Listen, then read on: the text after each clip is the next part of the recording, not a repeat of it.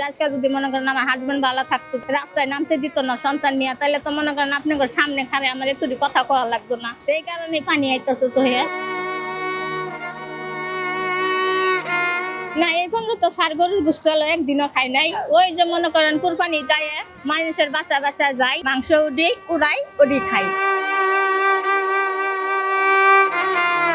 জবেদা শহীদের টেক বস্তিতে টাকা তো আইসি আপনি ৩-৪ বছর ধরে চলি। এই যে মাইয়া নিয়ে রাস্তায় একটা যা পাই তা দিয়ে চলি। ডাক্তারের কাছে চিকিৎসা করাইছি আর মেরুদণ্ডের সমস্যা, মানে বাংলাদেশের চিকিৎসা করাইছি, পরে কয় দিয়া এই দেশের চিকিৎসা নাই, অন্য নিতে হইব মাদ্রাস।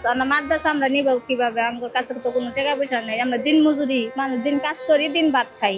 আর আমি মাদ্রাস নিতে পারি নাই, যা টাকা পয়সা আসছিল কামাই করে যাই আই করছিলাম, বাচ্চার পিছিয়ে শেষ করছি।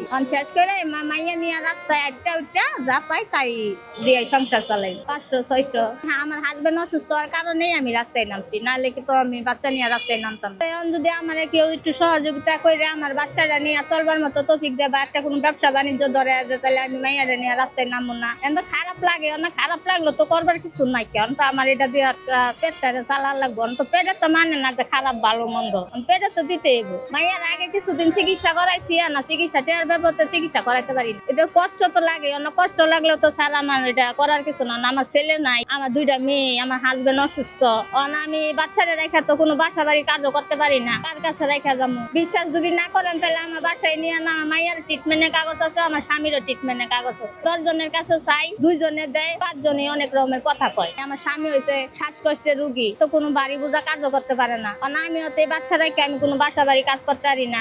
পুরা বড়ি সমস্যা, হাঁটতে পারে না, চলতে পারে না, খাইতে পারে না। আজকে যদি মনে করেন আমার হাজবেন্ড ভালো থাকতো, রাস্তায় নামতে দিত না সন্তান নিয়ে, তাহলে তো মনে করেন আপনার সামনে খারে আমার এতটি কথা কওয়া লাগতো না। এই কারণে পানি আইতেছে সহিয়া। হ্যাঁ, থাকতে চাই, মন চাই, কিন্তু আমার তো সেরকম চলার মতো ক্ষমতা নাই যে আমি স্বাভাবিকভাবে চলমু, স্বাভাবিকভাবে থাক। কোনো সাহায্য আসে নাই, কোনো হেল্প আসে নাই। মারা যাইতে পারে না, মারা তো গর্ভধারণী।